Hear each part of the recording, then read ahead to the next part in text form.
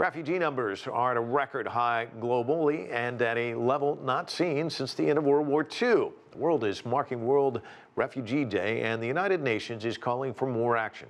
CGTN's Nick Harper reports from New York.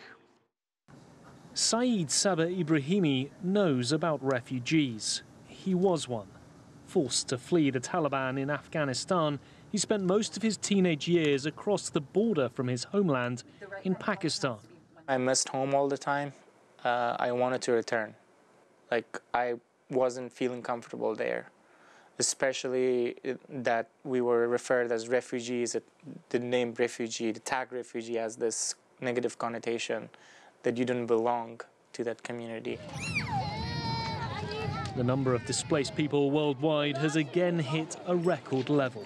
More than 65 million people, according to the United Nations Refugee Agency. Each individual number really reflects a deep level of human loss and trouble that is experienced every minute and every second of every day.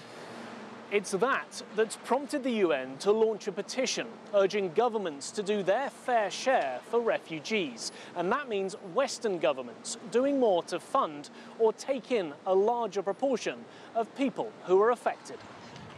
But under President Donald Trump, the United States has sought to limit the number of refugees allowed in. This, while anti-immigration fervour across Europe has been well documented in countries like Britain, France, Germany and beyond. This week, the UN refugee chief visited South Sudan, the country with the fastest growing displacement crisis. We need to become able to make peace again. Wherever I am, in Aleppo just a few months ago, here in South Sudan, this is the cry of people. We want peace. Ibrahimi, who now has a visa to work and study in the US, knows that firsthand. He's seen bad leadership lead to violence, and he now wants to see less stigma for refugees and more help.